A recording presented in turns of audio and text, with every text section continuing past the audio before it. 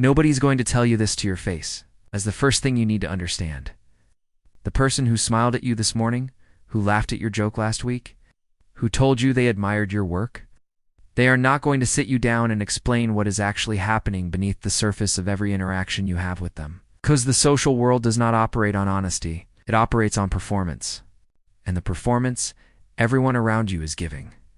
With extraordinary consistency and almost zero conscious awareness, is the performance of liking you more than they actually do. Niccolò Machiavelli understood this 500 years ago. He wrote about it not to be cruel but to be useful. Because the person who understands why they are secretly resented, who can see the invisible mechanisms that generate hostility beneath the surface of polite interaction, is the person who can actually do something about it. Everyone else is simply confused about why their relationships never seem to go as deep as they should. Why opportunities quietly disappear. Why the people they thought were allies behave strangely when the stakes get real. Machiavelli was not a cynic. He was a realist. There is a difference. The cynic believes people are fundamentally bad and takes a kind of bitter pleasure in that belief. The realist simply observes human behavior as it actually operates rather than as it is supposed to operate, and uses that observation to navigate the world more effectively. What Machiavelli observed, across decades of watching powerful people interact in the most high-stakes political environments of Renaissance Italy, was that most human hostility is invisible. It does not announce itself. It does not arrive with an argument or a confrontation. It lives beneath the surface, in the slight hesitation before someone agrees with you. In the way certain people are not quite as enthusiastic about your success as you expected, in the subtle shift in a room's energy when you walk in, and something that was flowing freely moments before becomes slightly more guarded. If you have ever felt that shift without being able to explain it, this video is for you, because what you felt was real. And understanding where it comes from is the beginning of being able to change it. The first reason people secretly hate you is one that Machiavelli identified as the most common and the most destructive force in human social relationships: envy. Not the envy that people admit to.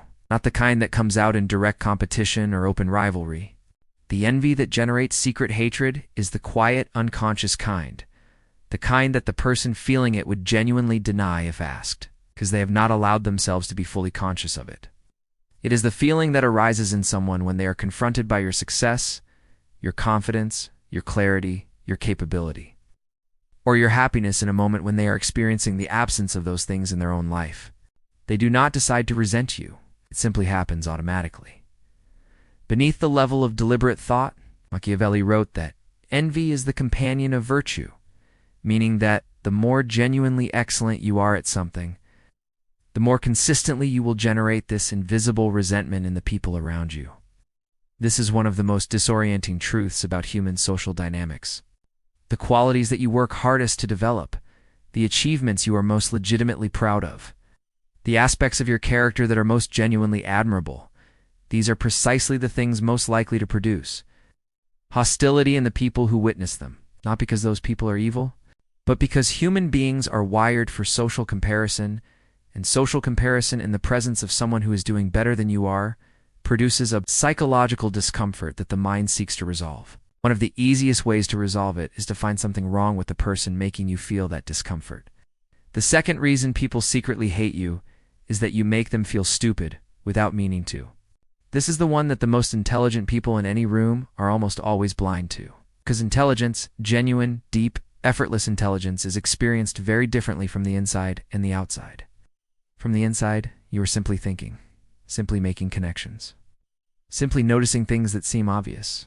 From the outside, watching someone think more quickly, more clearly, more originally than you are capable of in that moment produces a specific and unpleasant psychological experience. It does not feel like admiration.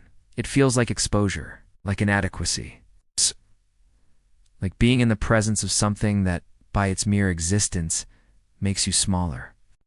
Machiavelli observed that the prince who was too obviously superior to his courtiers was always in danger, not from external enemies but from the quiet resentment of the people closest to him.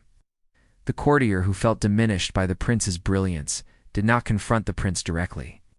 They smiled and agreed and then worked quietly against him in every way that could not be traced back to them. The intelligent person who operates without awareness of this dynamic leaves a trail of invisible enemies behind them in every room they enter. People who genuinely believe they like them, who would be horrified to be called resentful, but who will consistently find small ways to undermine, discount, and work against them when the moment presents itself. The third reason is one Machiavelli returned to repeatedly in The Prince, and the discourse is people secretly hate you because you do not need them enough. Human beings have a profound and largely unconscious need to be needed. It is not simply the desire to be useful. It is something deeper, the need to feel that your presence in someone's life is essential, that your absence would be felt, that you occupy a position that cannot simply be filled by the next available person. When you encounter someone who is genuinely self-sufficient, who is clearly capable, clearly grounded, clearly able to navigate the world without leaning on others, something uncomfortable happens in the people around them. They feel unnecessary. And feeling unnecessary, in a social species that is wired to derive meaning from contribution and connection, produces a quiet but persistent hostility that has nothing to do with anything you have actually done. This is why the most independent people in any social system tend to accumulate the most subtle opposition, not because they have harmed anyone, but because their independence implicitly challenges the value of what everyone else is offering. The person who does not need your approval does not validate the importance of your approval. The person who does not need your help does not validate the importance of your help. And the person whose presence in your life feels optional rather than essential is a person you're unconscious. Mind will quietly categorize as a threat to your relevance, even if your conscious mind would never frame it that way. The fourth reason people secretly hate you is that you remind them of the choices they did not make. This is perhaps the most invisible source of social hostility because it operates entirely below the level of conscious awareness in the person experiencing it.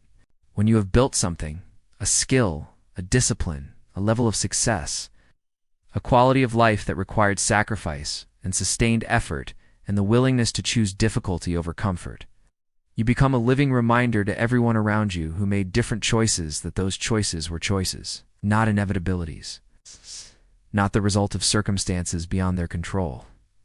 Choices. And that reminder, however unintentional, produces a defensive hostility that the person feeling it will almost always redirect outward.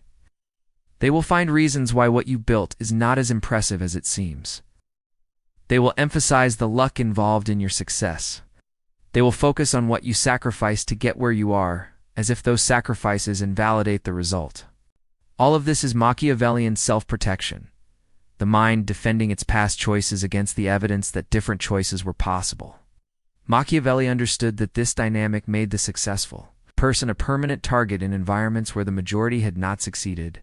He advised the prince to be generous with his achievements in public, to distribute credit widely, to make others feel implicated in his success rather than diminished by it, not out of false modesty, but out of strategic intelligence. The person who makes others feel responsible for their success converts potential enemies into invested allies. The person who takes full and visible credit for everything they have achieved, however justified, leaves everyone around them with the uncomfortable reminder that they have not achieved the same thing. And that reminder is a seed of hostility that will grow. The fifth reason is the one that Machiavelli identified as the most dangerous of all. People secretly hate you because they cannot read you. Transparency in ordinary social interaction is a form of reassurance. When someone can predict your behavior, anticipate your reactions, and understand your motivations, they feel safe around you. Their nervous system relaxes. They can invest in the relationship without fearing that you will become something unexpected. But the person who is genuinely difficult to read, who does not perform their emotions on schedule, who does not respond to social pressure with the expected compliance, who maintains an interior life that does not broadcast itself, produces the opposite effect. They make the people around them feel perpetually uncertain. And uncertainty, in a social species, generates anxiety. Anxiety, when it cannot be resolved, curdles into resentment. This is one of the great ironies of depth, the quality that makes a person most interesting, the sense that there is more happening beneath the surface than what is visible, is also the quality most likely to make ordinary social relationships feel uncomfortable. People want to know where they stand with you. They want to know what you want, what you think of them, whether you are pleased or displeased, whether you are an ally or a threat. The person who does not provide those signals clearly and consistently leaves others in a state of chronic low-level anxiety that they will eventually associate with your presence, even if you are doing nothing wrong, even if your inner life is entirely benign. Machiavelli's counsel here was not to become transparent. It was to become strategically legible, to give people enough of a read on you to feel safe, while withholding enough to remain interesting and uncontrollable. The specific amount of legibility required varies by relationship and by context. But the principle is consistent. People need to feel that they understand you well enough to predict your behavior in the situations that matter to them. Give them that minimum. Protect everything else. The sixth and final reason is the one that ties all the others together, and that Machiavelli would say is the root cause beneath every other source of invisible hostility. People secretly hate you because your existence forces them to confront the gap between who they are and who they know they could be. This is not something they will ever say out loud. It is barely something they will allow themselves to think clearly. But it is the engine running beneath all of the envy, all of the resentment, all of the quiet opposition that accumulates around anyone who is genuinely living at their potential. You are not hated for your flaws. You are hated for your strengths. You are not resented for your failures. You are resented for your successes. And you are not opposed for what you have done wrong. You are opposed for what you are doing right, because what you are doing right makes it impossible for the people watching to pretend that doing right was never an option for them. Machiavelli did not write this to make you paranoid. He wrote it. And this is the part that most people who dismiss him as cynical consistently miss, to make you strategic. Because the person who understands why they generate invisible hostility can do something about it. They can be more deliberate about how they carry their success. They can be more generous with credit. They can offer people more legibility without sacrificing depth. They can build the kind of relationships where their independence feels like an invitation rather than a rejection. They can move through the world with the awareness that every interaction is happening on two levels simultaneously, the surface level of what is being said, and the deeper level of what is being felt, and they can attend to both. The person who moves through life without this awareness will always be confused. They will wonder why their genuine efforts at connection so rarely produce the depth of loyalty they were hoping for. They will wonder why their success generates distance rather than closeness. They will wonder why the people they trusted behaved strangely when the stakes got real. They will take it personally in the wrong ways and miss it entirely in the right ones. But the person who has read Machiavelli, who has genuinely absorbed what he was pointing at, will never again be surprised by the invisible dynamics of the rooms they enter. They will see the envy before it becomes sabotage. They will feel the resentment before it becomes opposition. They will recognize the anxiety before it becomes hostility. And in seeing all of it clearly, you will finally have the one thing that Machiavelli believed was the foundation of all lasting power: not force, not wealth, not position, but the complete and unsentimental understanding of human nature as it actually is.